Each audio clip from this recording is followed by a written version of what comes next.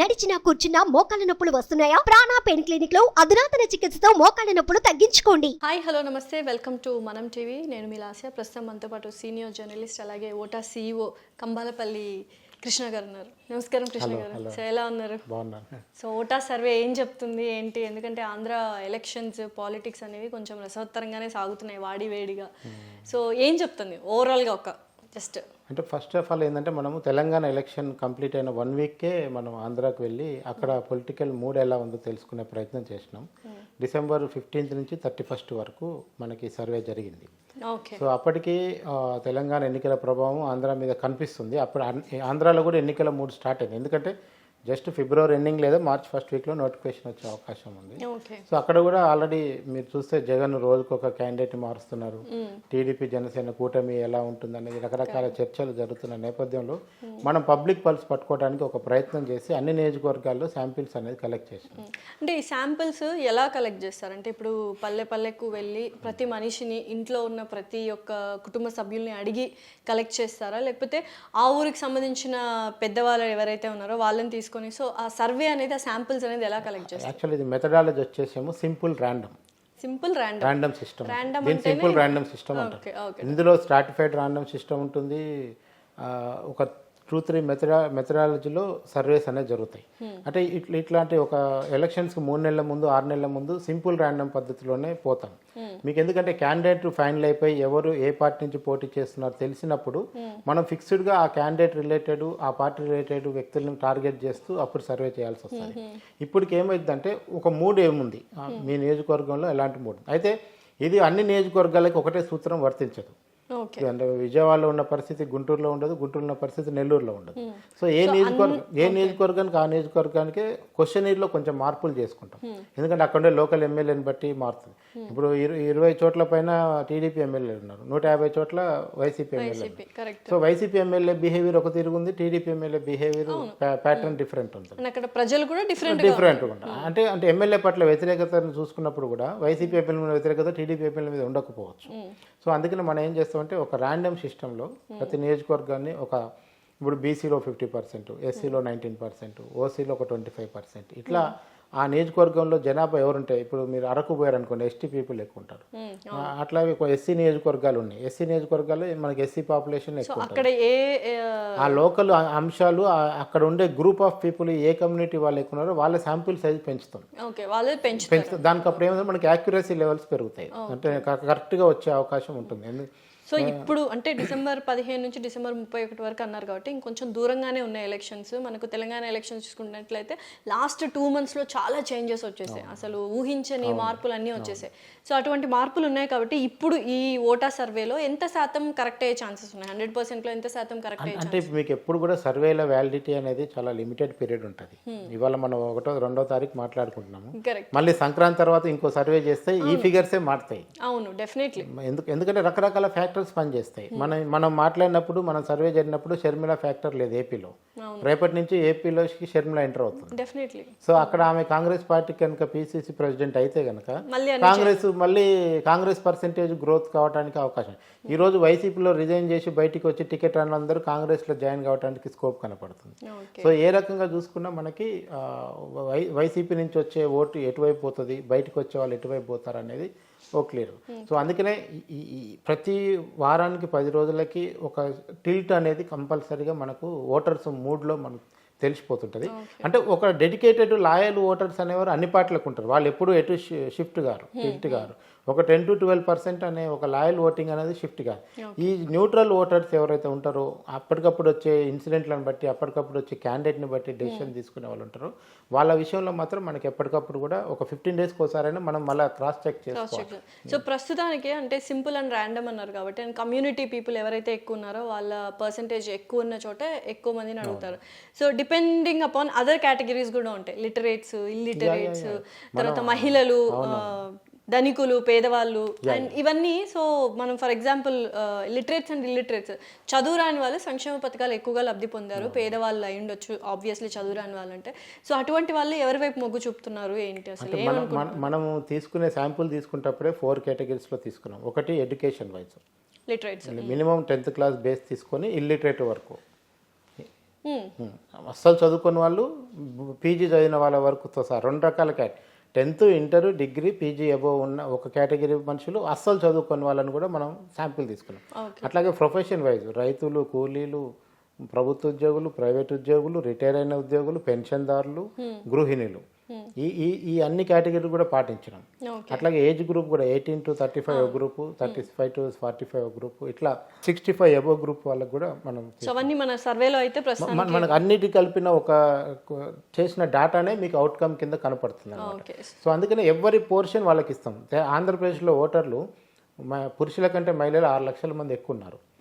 13 ఉమ్మడి జిల్లాలు అనుకుంటే కనీసం 7 ఉమ్మడి జిల్లాలలో స్త్రీల ఓట్ల శాతం ఎక్కువ ఉంది. స్త్రీలు ఎవరి వైపు, అదే ఏ పార్టీ వైపు ప్రస్తుతానికి 15 నుంచి 31 మీకు మనము రూరల్ జనాభా అంతా కూడా, రూరల్ మహిళలు, రూరల్లో లబ్ధిదారులు అందరూ కూడా వైసీపీకి ఎంతో కొంత లీడ్ ఇస్తున్నారు. అర్బన్ ప్రాంతంలో మాత్రం ప్రభుత్వ ఉద్యోగులు కానీ, యూత్ కానీ, రోజువారీ డెవలప్మెంట్ విషయంలో నిరాశగా ఉండే వాళ్ళందరూ కూడా వైసీపీకి యాంటీగా ఉన్నారు. సంక్షేమం, అభివృద్ధి, ఈ రెండింటి మధ్యలో మనకు కొలత కనపడుతుంది. మీకు టౌన్లో రోడ్డు మీదకి ఎక్కగానే ఆ గుంతలు పడ్డ రోడ్లు, కంకరదిల్లిన రోడ్డు చూసినప్పుడు రోజు గవర్నమెంట్ తిట్టుకుంటున్నారు.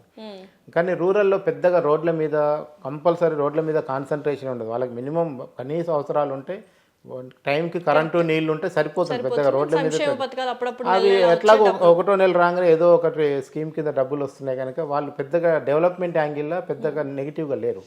ఓకే. అండ్ ఇక్కడ అంటే అర్బన్, రూరల్ మనం కేటగిరైజ్ చేసుకున్నప్పుడు ఎక్కువ శాతం ఓటు పర్సంటేజ్, ఆ రోజు ఓట్లు వేసే వాళ్ళు కూడా ఎక్కువ శాతం రూరల్ వాళ్ళే ఉంటారు. అర్బన్ వాళ్ళు వాళ్ళ ఉద్యోగాలను, వాళ్ళ వర్క్స్ అను వచ్చి ఓటేసేది చాలా ఎంతో కొంత కంపారిటివ్లీ తక్కువగానే ఉంటారు.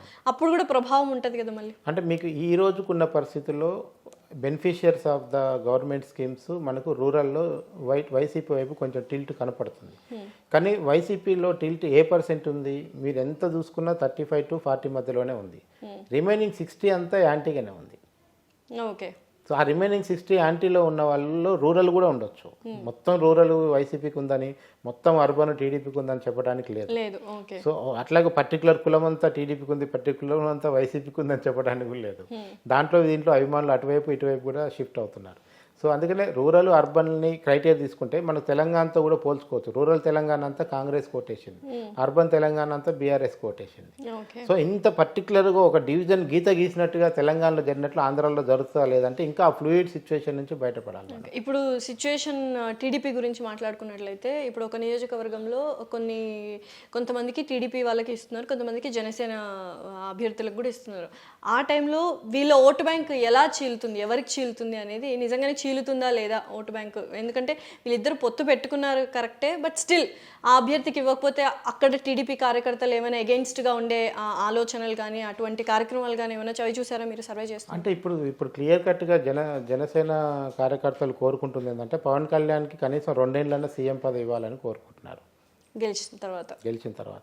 అంటే వాళ్ళ ఉద్దేశం ఏంది? మేము లేకపోతే చంద్రబాబు కూడా సీఎం కాలేడు అనేది జనసేన చాలా గట్టిగా నమ్ముతుంది. అట్లాంటప్పుడు కోరుకున్న అభ్యర్థులకి ఆ నియోజకవర్గంలో ఇవ్వకపోతే జనసేన కార్యకర్తలు నిజంగానే తిరుగుబాటు చేసే అవకాశాలు కూడా ఉన్నాయి. ఖచ్చితంగా ఈ రోజు మళ్ళీ ఆ ఓటు బ్యాంక్ మొత్తం వైసీపీకి వెళ్ళే ఛాన్స్. ఈ రోజు ఉన్న పరిస్థితిలో జనసేనకి 100% కాపుకుల నుంచి మద్దతు ఉందని కూడా చెప్పలేని పరిస్థితి. 50% కూడా లేదు.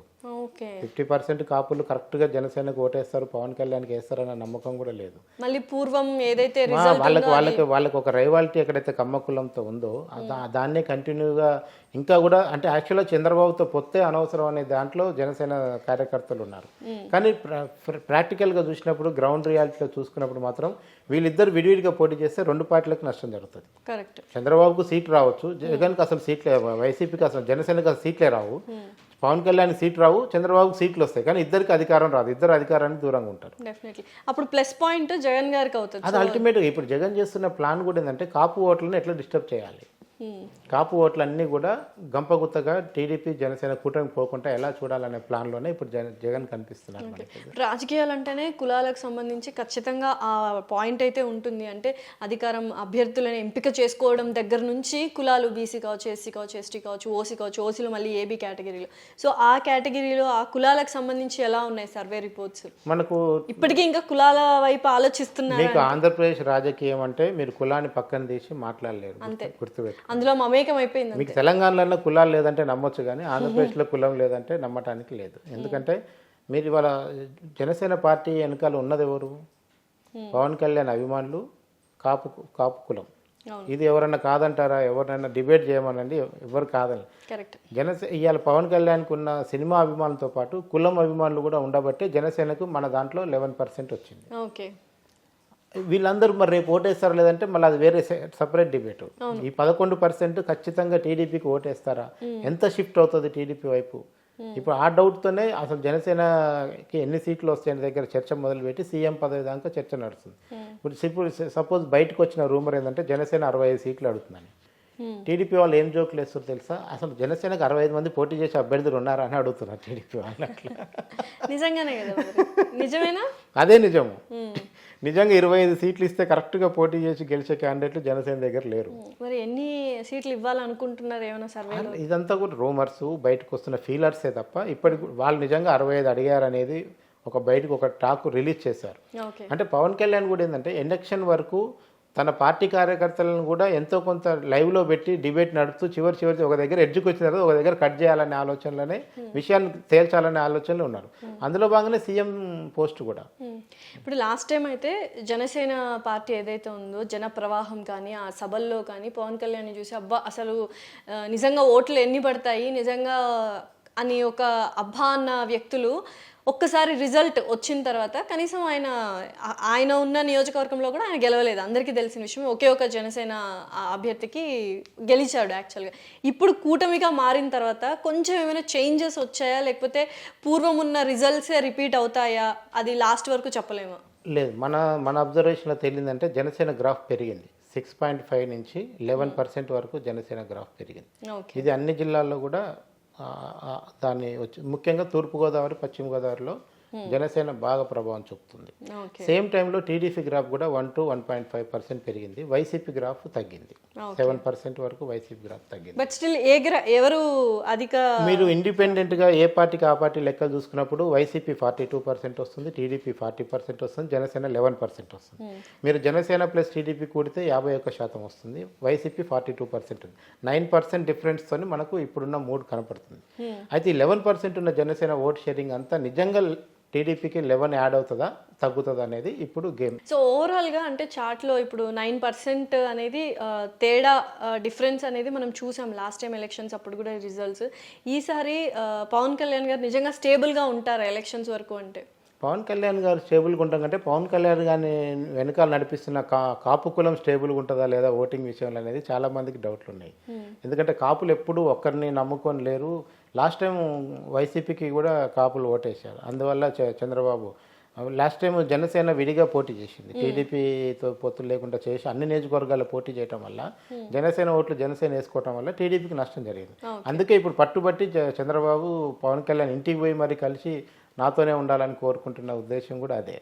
సో ఏ రకంగా చూసినా ఇప్పుడు కాపులు అనేవాళ్ళు జనసేన పార్టీకి ఎంత మేరకు సపోర్ట్ చేస్తారు అది వీళ్ళకి ఒకటే అండి. ఎన్ని సీట్లు ఇస్తే జనసేన సాటిస్ఫై అవుతుంది అని దాన్ని బట్టి గేమ్ నడుస్తుంది.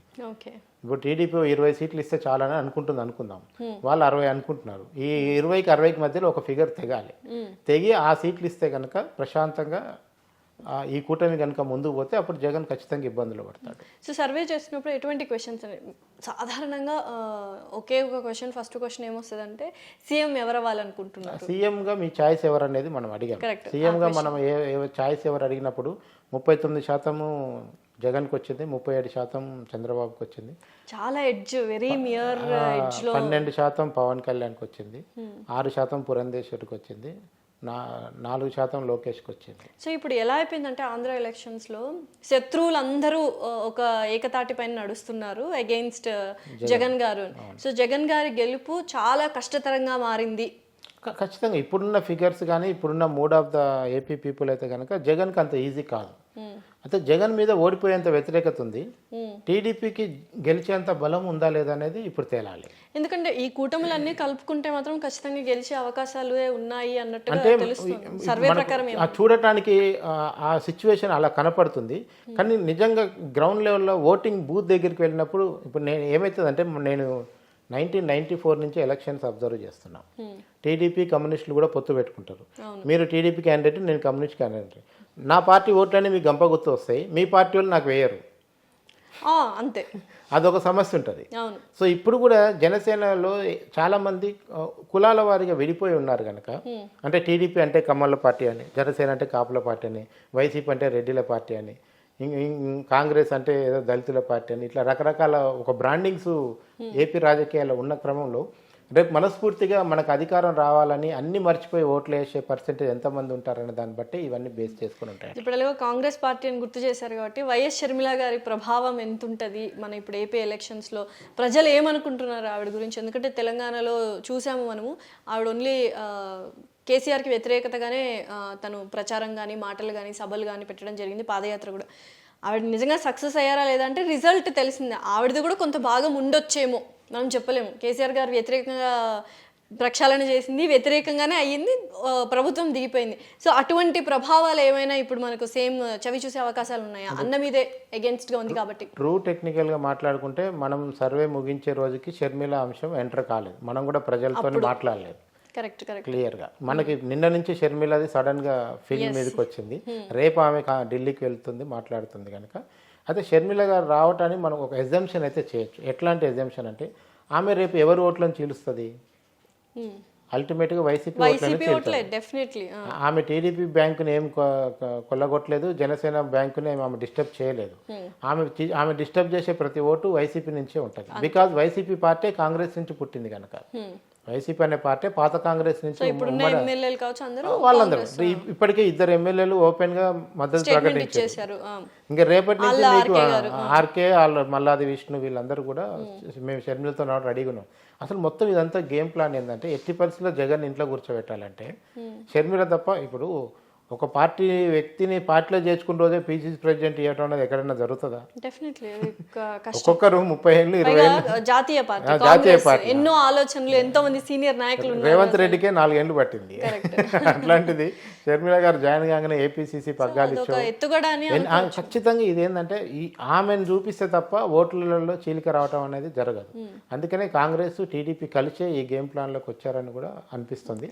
సో ఖచ్చితంగా షర్మిల గారు ఓటు చీలుస్తారు. రేపు ఇక్కడ టికెట్ రాని వాళ్ళు, టికెట్ డినే చేయబడ్డ వాళ్ళందరూ కూడా ఖచ్చితంగా కాంగ్రెస్పై పోతారు. కాంగ్రెస్ కూడా పెద్ద లీడర్లు ఏమో అక్కడ ఇప్పుడు ఎవరు, పాత లీడర్ ఉన్నారు కానీ ఇప్పుడు అంత పెద్ద చరిష్మాతో లేరు. సో వీళ్ళు ఇప్పుడు ఫైనాన్షియల్గా కొంచెం చూసుకోగలగాలి, అన్ని రకాలుగా చూసుకొని రేపు కాంగ్రెస్ టికెట్లు కూడా చాలా కీలకం అవుతాయి. అంత ఈజీగా కాంగ్రెస్ టికెట్ దొరకడం కూడా కష్టమవుతుంది ఇప్పుడున్న పరిస్థితి. ఎందుకంటే మీకు షిఫ్ట్ 2 వైపుల నుంచి వస్తుంది. కర్ణాటక వేవ్, తెలంగాణ నుంచి మళ్ళీ అటు ఆంధ్రాకు షిఫ్ట్ కావాలి. అయితే కాంగ్రెస్ ఈసారి ఏమి గెలవదు, ఈసారి గెలవదు. వాళ్ళ టార్గెట్ కూడా 2029 ఉంటుంది, ఇప్పుడేం ఉండదు. సో ఖచ్చితంగా 2029కి టీడీపీ కాంగ్రెస్ కలిసి ఉమ్మడిగా ప్రభుత్వం చేసేదాకా కూడా పోవడానికి ఛాన్సెస్ ఉంటే ఉండొచ్చు 29లో. ఇప్పుడు ఫ్రెండ్లీ కాంటెస్ట్ వరకు అయితే షర్మిల చంద్రబాబు మధ్యలో ఒక అండర్స్టాండ్ రావడానికి అయితే అన్ని ఛాన్సెస్ కనబడుతున్నాయి. గేమ్ ప్లాన్ కూడా అదే అనిపిస్తుంది. సో ఎలక్షన్స్లో రిజల్ట్స్ రావడానికి ముఖ్య కారణాలు అండ్ ముఖ్యమైన వాళ్ళు కేవలం ప్రజలు మాత్రమే. ఎన్ని వ్యూహాలు ఎవరు పన్నా ప్రజల నిర్ణయం ఆఖరికి గెలుస్తుంది. సర్వేలు కూడా ప్రజలనే తీసుకుంటారు. కరెక్ట్. సో ఇప్పుడు ఓటా సర్వే ప్రకారము ఎలా ఉంది ఏంటి అని అడిగితే ఒక్క పార్టీ ఖచ్చితంగా ఒక పర్సెంటేజ్ అనేది ఉంటుంది కదా, హైయెస్ట్ పర్సెంటేజ్, అది ఏది? టీడీపీనా వైసీపీ? వైసీపీకి 42 ఉంది, టీడీపీకి 40 ఉంది. సో అంటే ఇప్పుడు మళ్ళీ దాంట్లో సబ్ డివిజన్స్ చేసుకొని తర్వాత అన్ని కేటగిరీస్ చేసుకుంటే మాత్రం జనసేన మళ్ళీ జనసేన సపరేట్ 11, టీడీపీ 40 కాకుండా Janasena 11 separate. So TDP Janasena కలిస్తే 51 అవుతుంది. ఓకే. సో కలుస్తున్నాయి ఆల్రెడీ. అదేమో వాళ్ళు చెప్తున్నారు మేము కూటమిగా ఉన్నామని. సీట్ల సర్దుబాటు జరిగి ఇగో మా క్యాండిడేట్లు వీరు, వీళ్ళ క్యాండిడేట్లు వాళ్ళని చెప్పి ఒక ఉమ్మడి ప్రకటన చేసి ఉమ్మడి లిస్ట్ వచ్చిందాక అది ఉంటుందో లేదో ఇప్పటి వరకు ఎవరు చెప్పలేని పరిస్థితి. సో ఇంకా ఏ కేటగిరీస్లో మీరు మనము ప్రధానంగా చంద్రబాబు అరెస్ట్ గురించి జనంతో బాగా మాట్లాడారు. చంద్రబాబు అరెస్ట్ వల్ల సింపతి పెరిగిందా లేదా అనే అంశాన్ని మనం చర్చించాము. చంద్రబాబు అరెస్ట్ వల్ల రావాల్సినంత సింపతి రాలేదని మాకు అర్థమైంది. జనంలో సింపతి రాలేదు. 36% మాత్రమే సింపతి వచ్చిందని చెప్పారు, 51% రాలేదని చెప్పారు. సో చంద్రబాబు అరెస్ట్ రాగా నేను విజయవాడ అంతా బగ్గున మండిపోద్ది అనుకున్నాను. అట్లాంటిది ఏం జరగలేదు. రాజకీయంగా హైదరాబాద్ ఏదో చేద్దామని ట్రై చేశారు, దానికి పర్మిషన్లు అడిగారు, మెట్రోలు ఎక్కారు, హంగామా చేశారు, ఏదో చేయబోయారు. వాస్తవానికి టీడీపీ చాలా బలమైన పార్టీ, వాళ్ళ వెనకాల ఒక బలమైన కులం ఉన్నది. చంద్రబాబు అంటే కోసుకునేంత అభిమానం ఉండే క్యాడర్ ఉన్నారు. చంద్రబాబుకి పార్టీతో ఇండివిజువల్గా కూడా చాలా అభిమానులు చాలా మంది ఉంటారు చంద్రబాబు.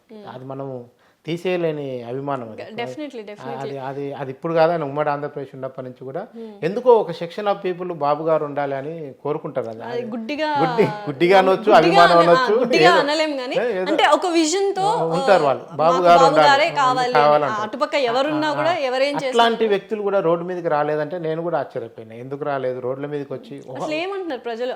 అంటే జైలుకి వెళ్ళడం కరెక్టా రాంగా అంటే జగన్ కక్షపూరితంగా ఏదో అరెస్ట్ చేయించాడు అనే దాంట్లో ఉన్నారు.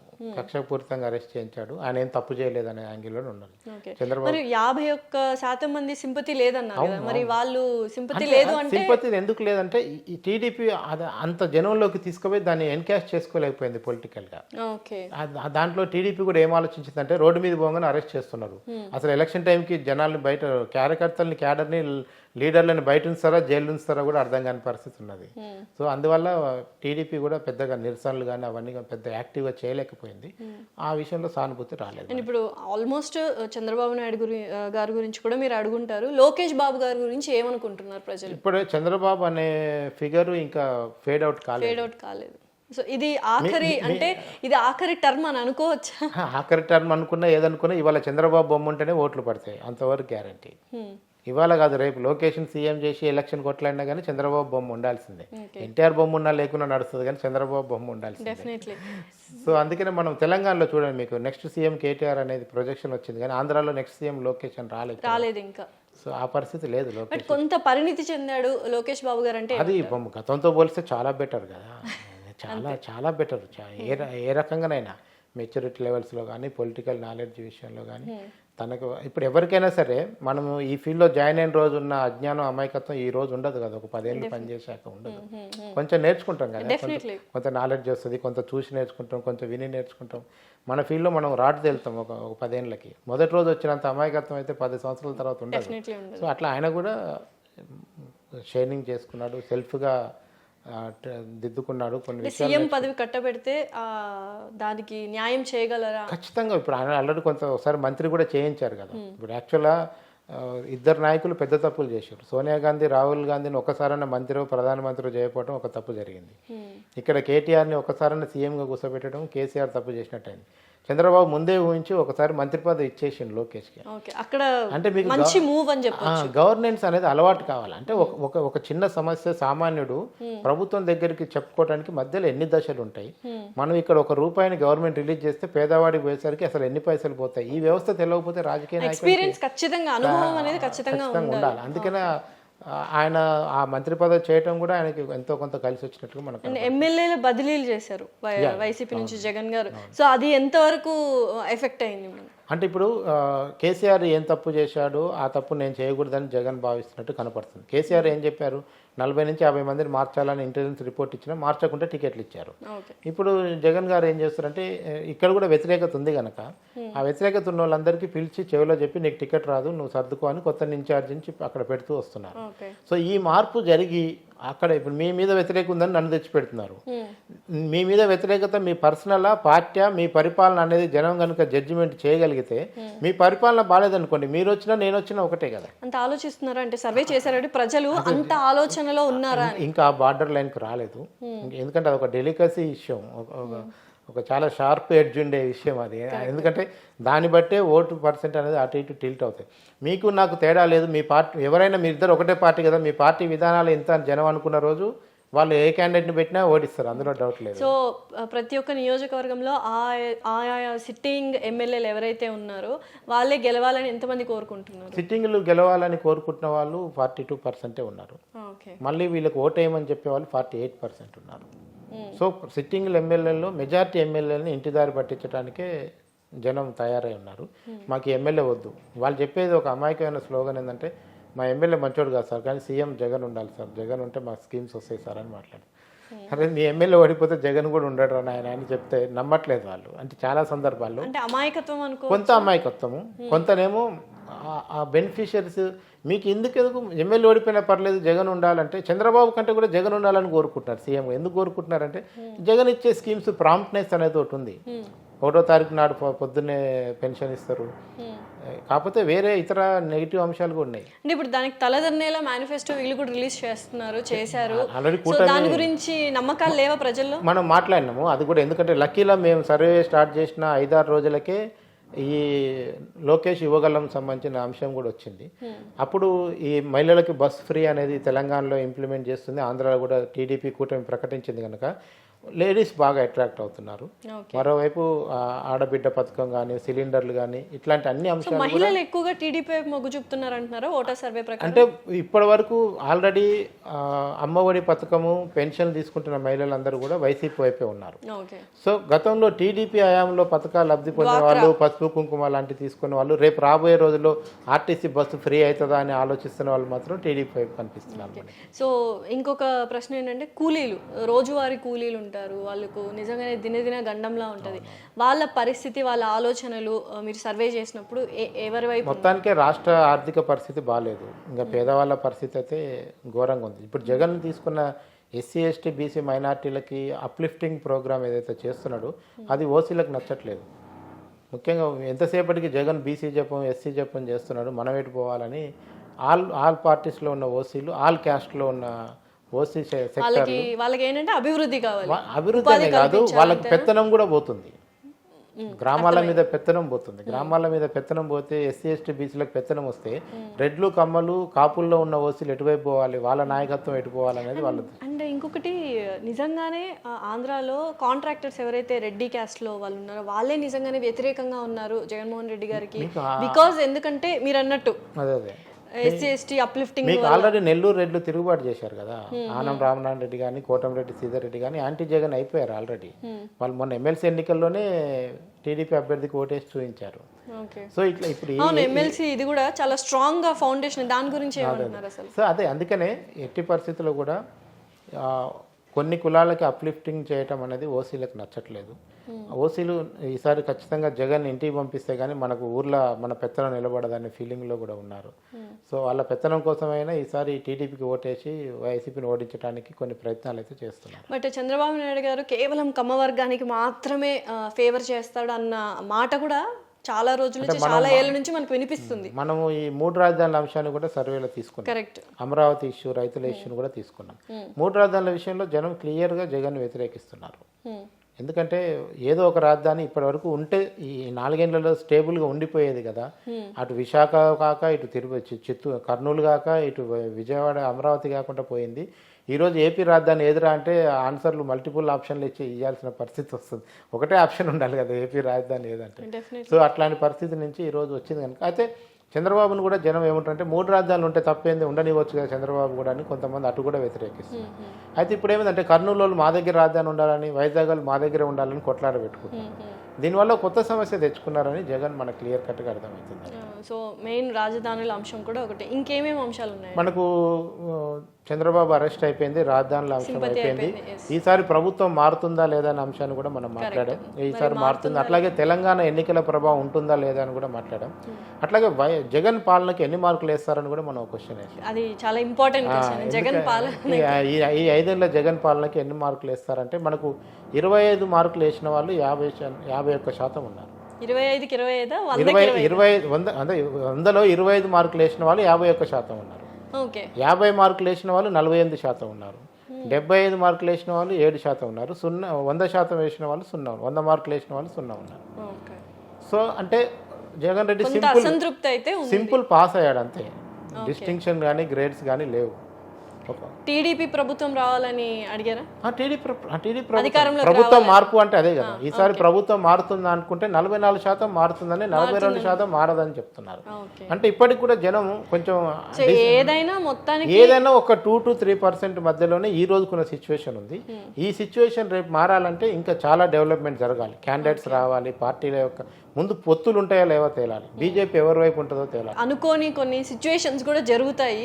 కొన్ని ఇన్సిడెంట్ ఎలక్షన్ ముందు కొన్ని ఇన్సిడెంట్ జరిగినప్పుడు కూడా మనకు అది వేవ్ ఒక్కసారి మారిపోయే అవకాశం. మొత్తం తెలంగాణ ఎలక్షన్ అంతా కూడా 100 రోజుల్లో మారిపోయింది. 100 కూడా కాదు, నాకు తెలిసి లాస్ట్ 45 2 months అంతే. గట్టిగా 45 days లో తెలంగాణ మూడ్ చేంజ్ అయిపోయింది. అసలు ఎక్కడో 3వ స్థానంలో ఉన్న ఏదైనా కాంగ్రెస్ వచ్చి అధికారంలోకి రావటం అనేది. డెఫినెట్లీ. సో అటువంటి మార్పు, అటువంటి ఒక డిఫరెంట్ కైండ్ ఆఫ్ పందాని ప్రజలు కూడా కోరుకుంటున్నారు అని అయితే తెలిసిందా మరి? ఇప్పటి వరకు అయితే ఆ మూమెంట్ ఉంది. రేపు మళ్ళీ ఎవరి స్కీమ్స్ ఏంది, ఎవరి క్యాపబిలిటీస్ ఏంది, ఎవరి వ్యూహాలు ఏంది అనేది తెలిసినప్పుడు మనకు కొంచెం ఈ పొత్తులు సీట్లు క్లారిటీ వస్తే మళ్ళీ మనం ఒకసారి ప్రీపోల్ సర్వే చేస్తాము. అప్పుడు ఇంకొంచెం డీటెయిల్గా మనం సో మాట్లాడతాం. చూద్దాం మరి నిజంగా నెక్స్ట్ మళ్ళీ సర్వే కూడా రావాలి తప్ప. Yeah sure. Thank you so much. Right thank you.